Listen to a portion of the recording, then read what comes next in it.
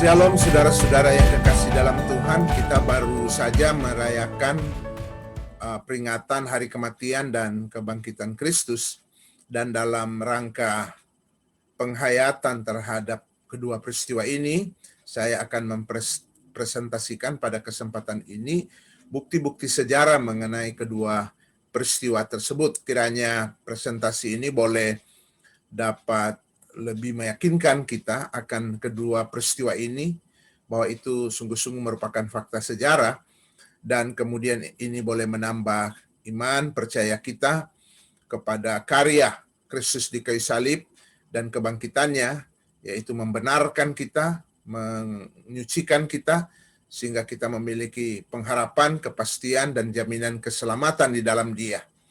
Kiranya presentasi ini boleh memuliakan Tuhan dan menjadi berkat. Saudara-saudara, saya akan mengawali presentasi saya ini dengan mengajak kita untuk membaca dan merenungkan sejenak dari Mazmur 118 ayat 24. Dan saya akan baca dari ayat 22. Batu yang dibuang oleh tukang-tukang bangunan telah menjadi batu penjuru.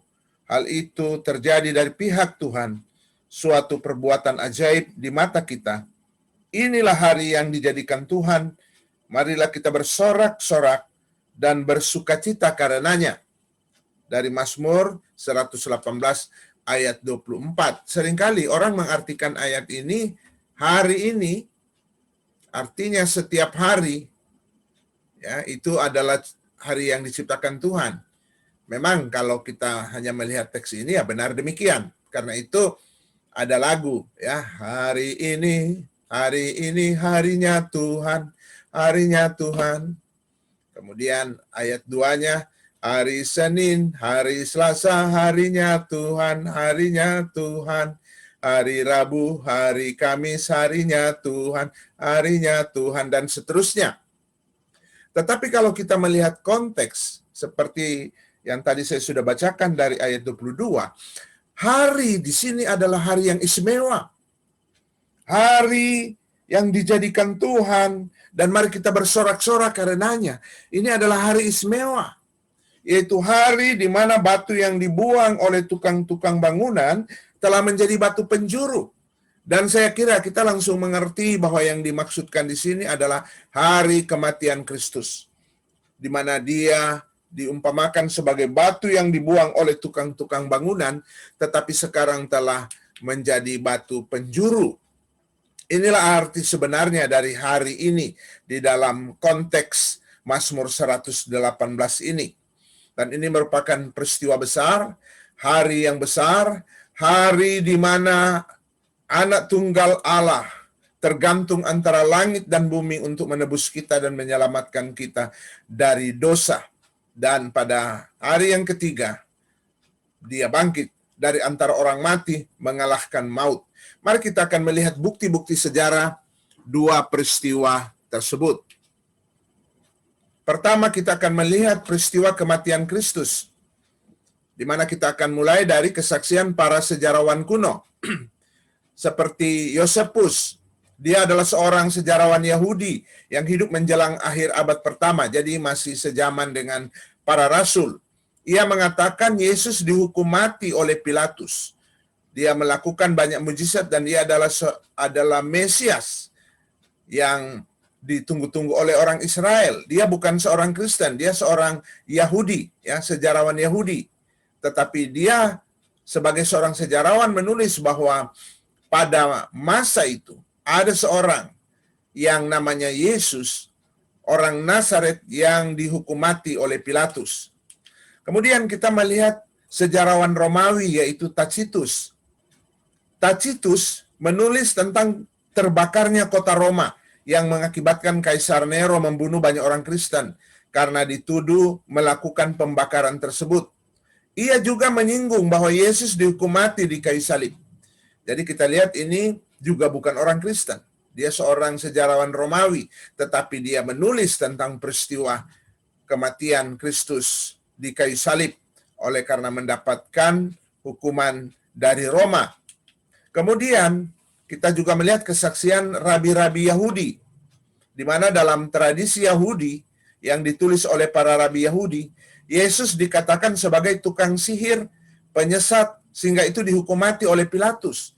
Jadi apapun motif mereka menulis ini, apapun yang dikatakan mereka tentang Yesus, tetapi faktanya yang kita bisa lihat bahwa rabi-rabi Yahudi mengakui bahwa Yesus mati di kayu salib oleh karena dihukum mati oleh Pilatus. Kemudian kita melihat Lucian, dia seorang sejarawan Yunani. Dia adalah seorang sejarawan Yunani yang hidup pada abad kedua Masehi. Dia juga dalam bukunya membicarakan tentang hukuman Yesus di kayu salib. Dia bukan juga orang Kristen, dia adalah seorang Yunani. Dan kemudian kesaksian dari Marabar Serapion. Dari dalam penjara ia menulis pada anaknya tentang kematian Sokrates dan tentang kematian Yesus. Tidak ada satupun dari sejarawan kuno yang menyangkal peristiwa kematian Kristus. Ini adalah fakta sejarah yang disaksikan oleh para sejarawan ini, karena sebagian dari mereka hidup pada zamannya dan juga sebagian mereka masih hidup di sekitar zaman peristiwa ini terjadi, sehingga mereka tahu persis dari dokumen-dokumen yang ada, dari kesaksian para saksi mata menjelaskan tentang Yesus mati di kayu salib. Lepas dari interpretasi mereka untuk apa Yesus mati di kayu salib, atau apa yang menyebabkan dia tersalib, lepas dari semua itu, faktanya adalah Yesus mati di kayu salib. Kemudian kita akan melihat bukti internal, yaitu kesaksian para murid. Pertama, kita harus mengetahui bahwa tidak mungkinlah murid-murid berbohong untuk suatu kesaksian yang memalukan bagi mereka. Tentu pemimpin mereka terbunuh, bahkan mereka sendiri goncang dengan peristiwa itu, bahwa dia yang ditunggu-tunggu akan menjadi Mesias yang akan membebaskan mereka. Terutama pengharapan mereka tentu membebaskan mereka dari perbudakan Kekaisaran Roma, membebaskan mereka dari masalah-masalah sosial politik pada waktu itu, dan sekarang terbunuh. Tentu menceritakan suatu kebohongan tentang hal ini, apa untungnya? Malah peristiwa itu akan memalukan bagi mereka. Pemimpin mereka terbunuh. Bahkan dikatakan dalam kitab Injil bahwa saudara-saudara Yesus sendiri tidak percaya kepadanya. Kalau memang kitab Injil itu memberi kesaksian yang tidak benar, mengapa mereka menuliskan hal-hal yang sebenarnya memalukan atau hal-hal yang tidak mendukung peristiwa tersebut? Misalnya, saudara-saudara Yesus tidak percaya kepadanya. Nanti ketika peristiwa kebangkitan, baru mereka percaya.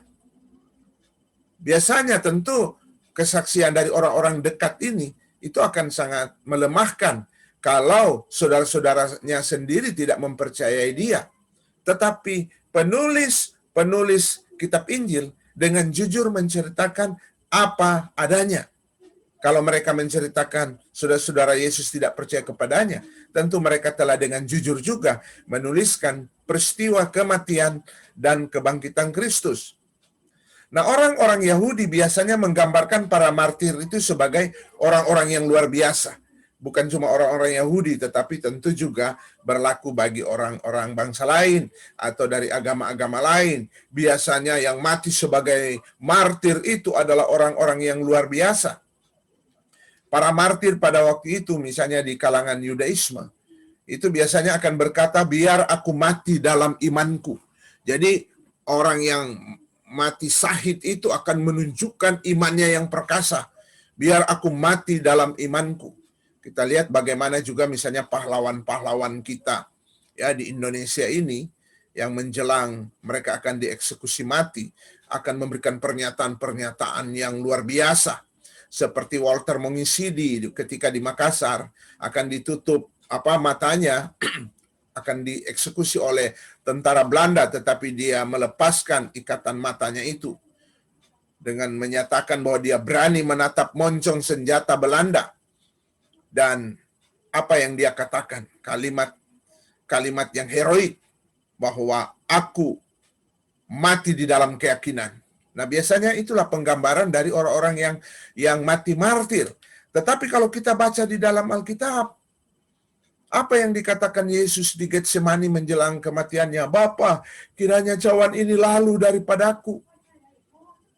Alkitab tidak direkayasa untuk memunculkan Yesus sebagai seorang heroik yang mati syahid. Tidak. Di sini Yesus, kalau kita mungkin bandingkan dengan Ibrani pasal 5, di mana dengan ratap tangis ia datang kepada Bapa ketika menghadapi pergumulan. Saya meyakini bahwa tidak ada peristiwa yang lebih menekan berat Yesus selain peristiwa di Getsemani itu. Tetapi kita bisa melihat bagaimana di Getsemani itu, Yesus dalam doanya, dia berdoa, betul-betul terlihat dia sebagai manusia biasa. Bedanya bahwa dia tidak berdosa. Dia adalah manusia sama dengan kita, yang sudah tentu dia begitu takut menghadapi eksekusi mati. Tentu lebih daripada itu, dia takut menghadapi fakta bahwa dosa-dosa dunia ini akan ditimpakan kepada dia. Karena itu kita lihat doanya di sini. Bukan sebagai seorang heroik, dia berdoa, Bapa, kiranya cawan ini lalu daripadaku. Biasanya para martir setelah dianiaya, mereka juga akan berkata, Tuhan, aku tidak meninggalkan Engkau. Ketika mereka mungkin baru dianiaya, Tuhan, terima kasih aku tidak meninggalkan Engkau. Tapi coba kita bandingkan dengan perkataan Yesus di dalam kitab Injil, yang kemudian berkata, Allahku, Allahku, mengapa Engkau meninggalkan aku? Saudara-saudara, kalimat-kalimat ini menunjukkan bahwa apa yang telah ditulis oleh para rasul di dalam kitab-kitab Injil, itu memang mereka telah menulis apa adanya. Kalau itu direkayasa menurut cara-cara manusia, sudah tentu Yesus akan direkayasa menjadi seorang heroik seperti yang ditunjukkan oleh para martir yang lain mungkin, atau para pahlawan-pahlawan yang membela kebenaran atau membela negaranya akan menunjukkan sikap heroik. Tetapi kita lihat bagaimana penulis Injil telah menulis apa adanya tentang Yesus yang menghadapi maut. Kemudian mari kita melihat juga sejarawan lainnya dalam sejarah gereja, ya, seperti Lukas, penulis Injil Lukas. Dia memang seorang sejarawan kuno, ya, yang menulis di dalam kitab Injilnya. Peristiwa itu terjadi setelah dia mengadakan riset sejarah terlebih dahulu. Dalam pasal 1 ayat 1 sampai 4, dia menceritakan riset yang dia lakukan dengan mewawancarai para saksi mata, dengan menyelidiki dokumen-dokumen yang sudah tertulis pada waktu itu. Kemudian Tertulianus, seorang bapak gereja, kemudian Yohanes, Dionysius dari Korintus, Origen, Polycarp, Ignatius, Clemens dari Roma, dan lain-lain. Mereka ini telah menulis tentang fakta tersebut. Mereka adalah sejarawan-sejarawan kuno yang menulis tentu dengan jujur apa yang telah terjadi, yang telah menjadi bukti-bukti yang memiliki bukti-bukti sejarah pada abad permulaan. Saudara-saudara, sekarang kita akan melihat peristiwa kedua, yaitu kebangkitan Kristus dari antara orang mati. Pertama, bahwa ada upaya-upaya untuk menolak kebangkitan Kristus. Sekarang ini yang populer mungkin adalah teori halusinasi. Jadi ada orang-orang yang berpandangan bahwa para murid waktu itu sedang berhalusinasi. Oleh karena mereka begitu mengasihi guru mereka, maka mereka berhalusinasi bahwa Yesus bangkit. Jadi halusinasi itu adalah persepsi yang salah sebenarnya.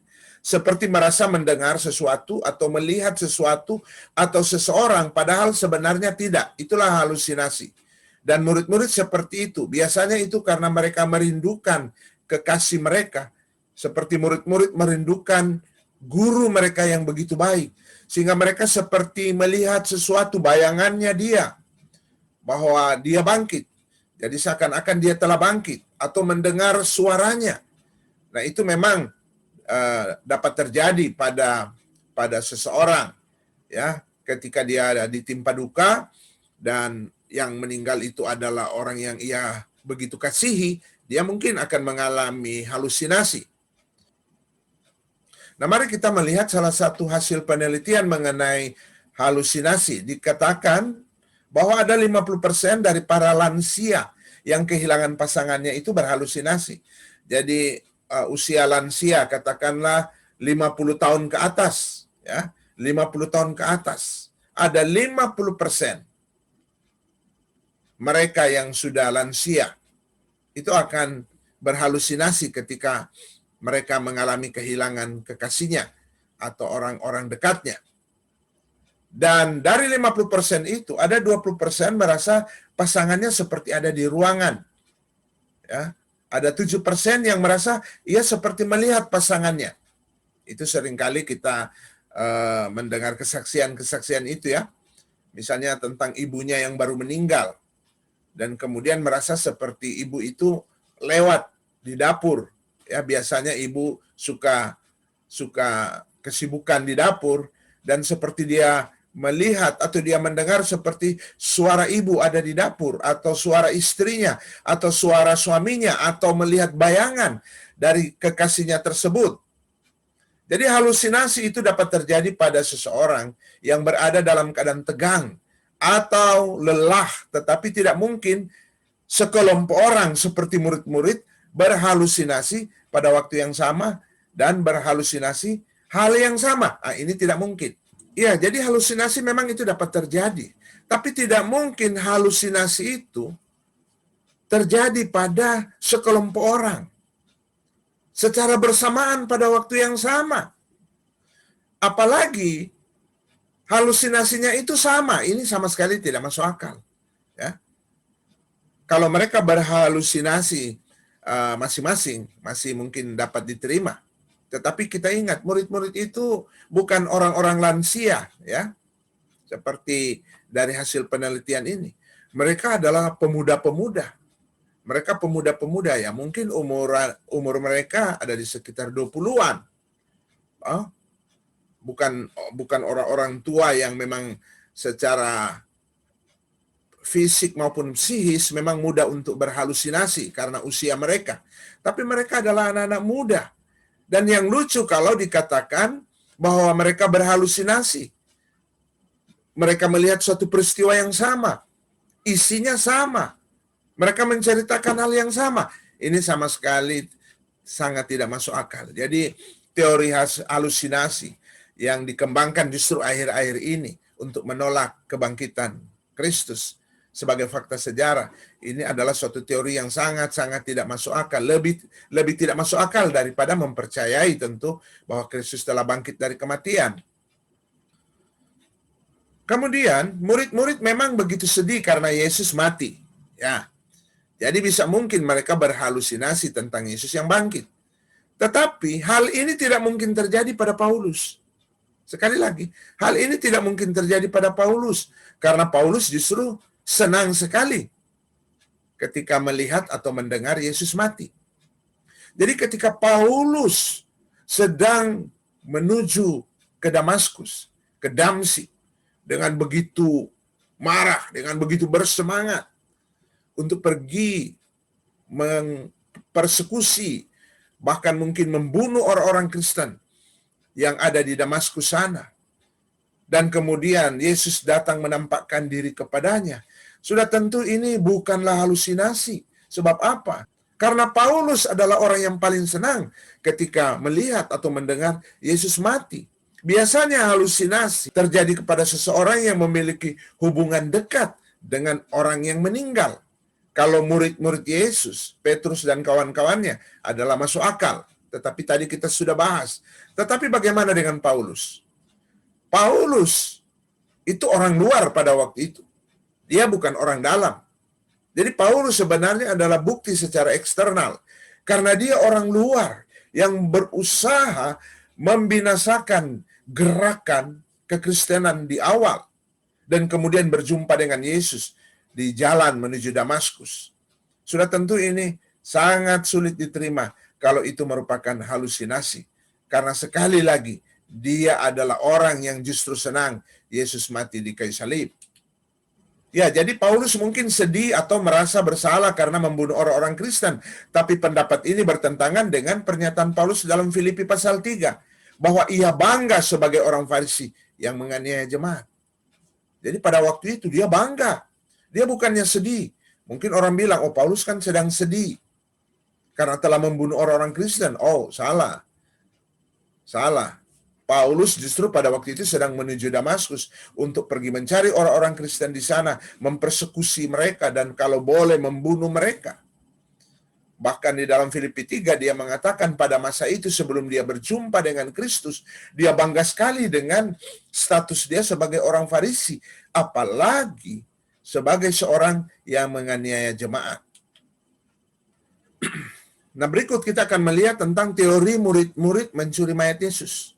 Dan ini sudah dikembangkan sejak hari pertama kebangkitan itu, di mana para penjaga ya adalah prajurit-prajurit Roma. Mereka adalah prajurit-prajurit profesional. Mereka bukan hansip dari kampung yang tidak disiplin mungkin. Mungkin mereka sedang tertidur, ya. Tidak mungkin mereka sedang tertidur dan kemudian murid-murid dapat menerobos penjagaan mereka dan mencuri mayat Yesus. Ini suatu hal yang mustahil. Ingat, Roma begitu keras terhadap prajurit-prajurit yang lalai di dalam menjalankan tugasnya. Apalagi faktanya bahwa murid-murid pada waktu itu mereka begitu terpukul, mereka begitu ketakutan. Sulit sekali untuk dipercaya bagaimana murid-murid orang-orang biasa ini, hanya nelayan-nelayan dari kampung Galilea, dan memiliki nyali yang cukup besar untuk dapat melakukan tindakan yang berbahaya itu, di mana kubur itu dijaga oleh prajurit-prajurit Roma yang profesional. Ini adalah teori yang sama sekali juga tidak masuk akal. Tetapi kita tahu dalam Matius 28 ayat 11 sampai 15 bagaimana mereka dibayar oleh pemimpin-pemimpin agama Yahudi agar supaya mereka menyebarkan hoaks bahwa Yesus dicuri oleh murid-muridnya ketika mereka sedang tertidur. Saudara yang kekasih dalam Tuhan, kalau memang peristiwa ini benar, bahwa murid-murid hanya mencuri Yesus, mayat Yesus, tentu ini suatu kebohongan. Tetapi sulit untuk dijawab. Mengapa mereka kemudian rela mati demi untuk mengabarkan berita yang kalau kita katakan itu adalah kebohongan? Adakah orang yang mau mati demi untuk menyebarkan berita kebohongan? Saya kira tidak ada orang yang sehat akalnya dan dia mau mati untuk suatu kebohongan. Kenapa murid-murid bisa bangkit, bersemangat dan tidak takut menghadapi ancaman, bahkan hukuman mati? Karena apa? Karena dengan mata kepala sendiri mereka menyaksikan tentang Kristus yang sudah bangkit. Tetapi kalau mereka sadar bahwa mayat Yesus itu ada, mereka telah memindahkan ke tempat lain, mereka hanya mencuri mayat Yesus ini, maka saya kira mereka pasti tidak akan memiliki satu semangat bahkan rela mati, ya, satu semangat untuk rela mati. Nah, jemaat yang kekasih, tidak mungkin juga serdadu-serdadu Romawi yang menjaga kuburan itu lalai dalam melaksanakan tugasnya. Ini hal yang tidak mungkin. Kemudian, ingat bahwa kubur Yesus dikatakan dalam kitab Injil bahwa pada waktu itu dimeterai. Nah, kita tahu bahwa meterai raja atau kaisar tidak boleh ada yang membukanya, karena itu mempertaruhkan nyawanya kalau ada yang berani membuka meterai raja atau kaisar. Dan kubur Yesus dimeterai oleh pemerintah Romawi, karena itu tidak sembarangan tentu ada orang yang bisa membuka itu, kalau bukan orang yang memang berhak untuk itu. Kalau murid-murid mencuri mayat Yesus, berarti mereka sadar bahwa mereka berbohong, dan mereka tidak akan rela mati demi berita bohong tersebut. Tentu sulit untuk dijawab, mengapa murid-murid kemudian setelah peristiwa dikatakan bahwa Yesus bangkit, mereka kemudian juga bangkit dari persembunyian mereka, keluar dari persembunyian mereka, dan mulai dengan penuh semangat, bahkan tidak takut mati, untuk mulai memberitakan peristiwa tersebut, kebangkitan Kristus. Bagaimana bisa menjelaskan ini? Kalau murid-murid tahu bahwa ini hanyalah suatu kebohongan, bahwa sebenarnya mereka mencuri mayat Yesus, dari mana keberanian mereka yang kita bisa baca dalam kitab Kisah Para Rasul? Ini tentu tidak dapat dijawab oleh orang-orang yang membuat teori bahwa murid-murid telah mencuri mayat Yesus. Bahwa ini adalah suatu hal yang mustahil. Murid-murid yang menyadari ini hanyalah suatu kebohongan dan bisa dengan berani memberitakan kabar kebangkitan itu tanpa menghiraukan nyawa mereka, tanpa merasa takut akan ancaman mati oleh pemerintah Roma. Kemudian berikut ada teori bahwa musuh-musuh Yesus datang mencuri mayat Yesus. Wah, ini juga adalah teori yang menggelikan. Sebab kalau hal ini benar, ya, bahwa musuh-musuh Yesus yang mencuri mayat Yesus, maka betapa gampang sekali musuh-musuh Yesus itu membungkam murid-murid yang sedang berkobar-kobar memberitakan kebangkitan Yesus, yaitu dengan cara menunjukkan mayatnya. Betapa mudah. Mayat yang dicuri oleh musuh-musuh ini, kemudian mereka munculkan ke publik bahwa ternyata inilah mayat Yesus. Langsung kekristenan itu ambruk.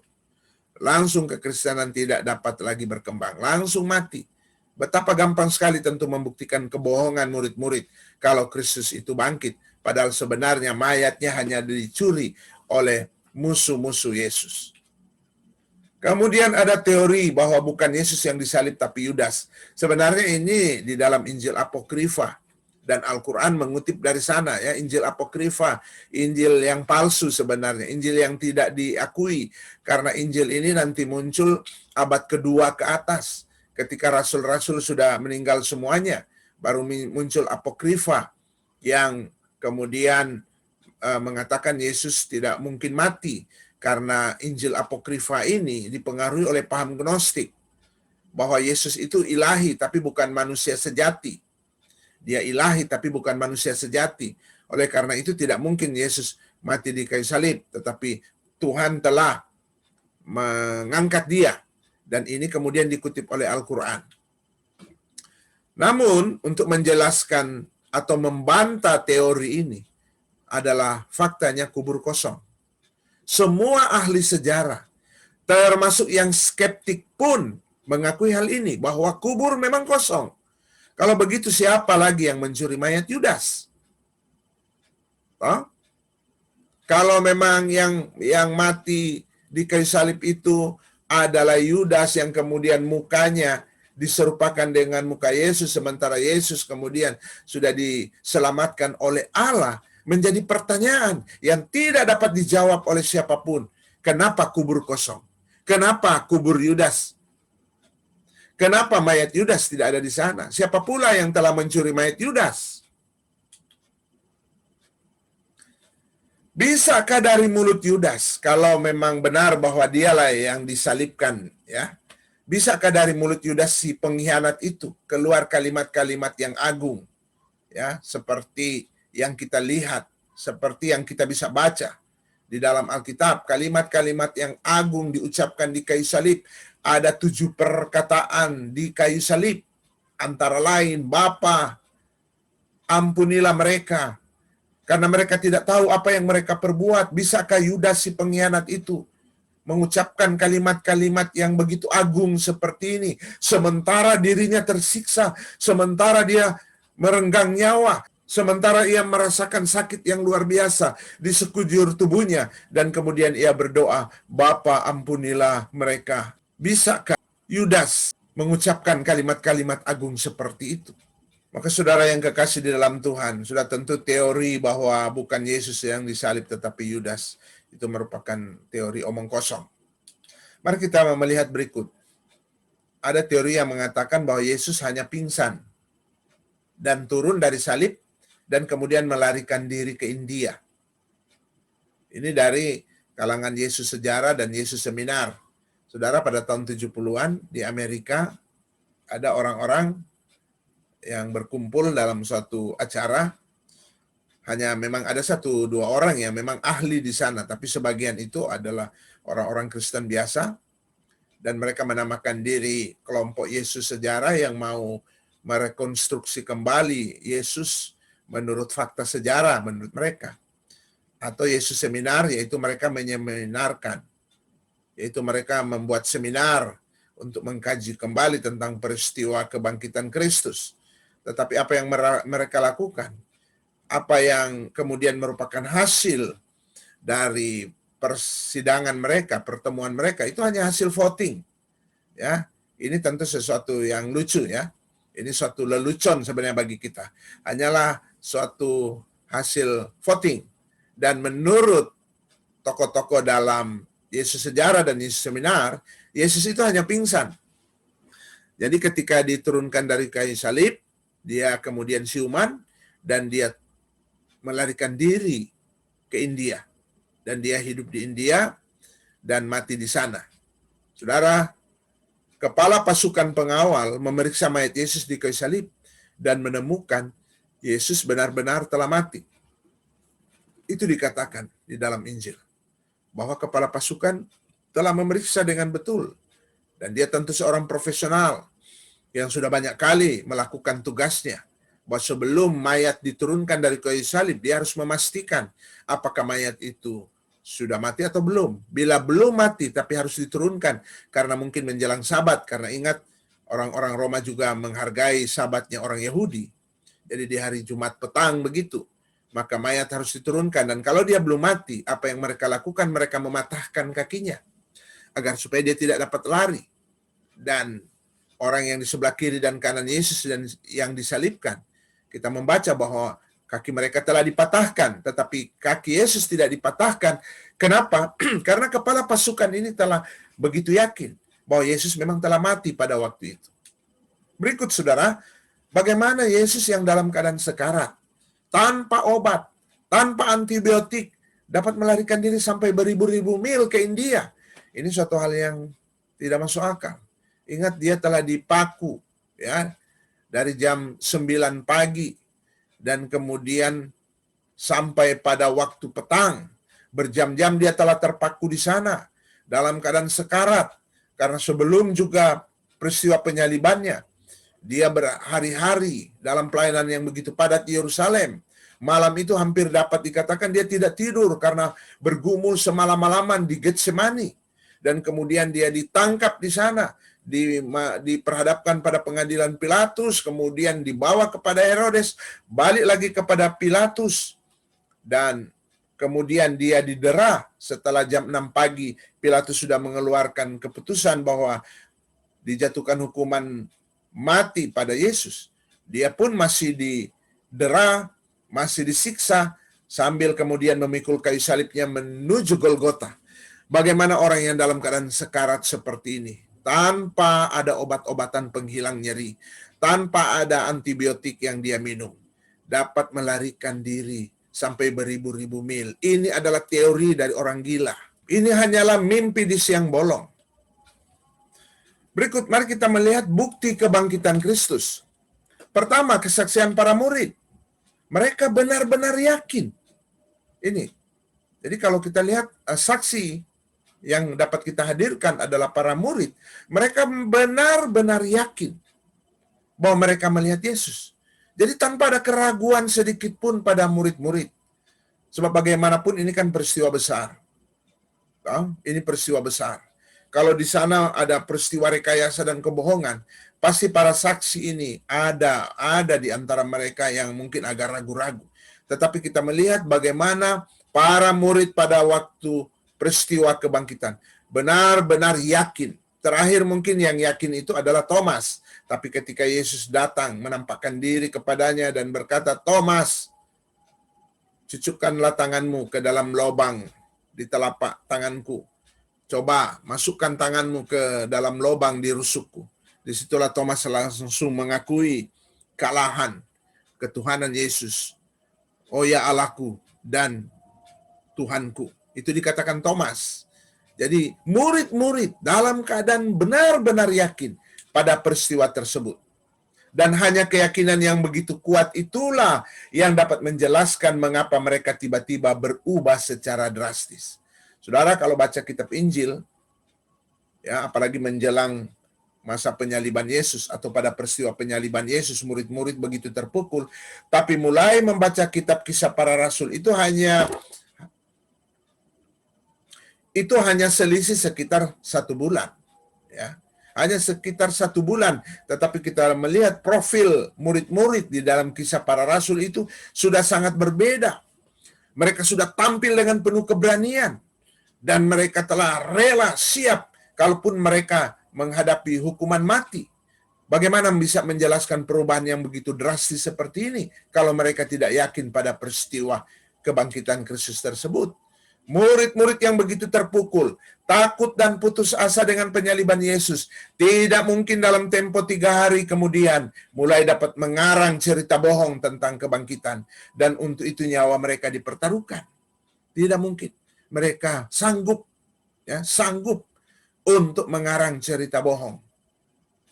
Ya, setelah Yesus bangkit dan mulai mereka bercerita, ya, mulai mereka bercerita tentang kebangkitan Kristus. Orang-orang yang sedang terpukul ini, apakah sanggup mengarang cerita bohong lagi? Padahal nyawa mereka dipertaruhkan untuk suatu hoax, bila itu memang benar-benar tidak terjadi. Kemudian mari kita lihat kesaksian Paulus. Ingat, Paulus pada waktu peristiwa kematian dan kebangkitan Yesus itu adalah orang luar, ya. Paulus termasuk orang luar yang kemudian baru menjadi murid. Jadi kalau seringkali ada orang berkata, coba tunjukkan satu bukti saja dari orang luar yang mengakui Yesus bangkit. Ya, sebenarnya salah satu contoh Paulus. Karena pada waktu peristiwa Yesus mati, bahkan bangkit, Paulus masih merupakan orang luar. Dan orang yang bersemangat justru mau menghapus, meredam gerakan kekristenan yang sedang bersemangat memberitakan tentang kabar kebangkitan itu. Ini adalah bukti orang luar yang kemudian menjadi percaya.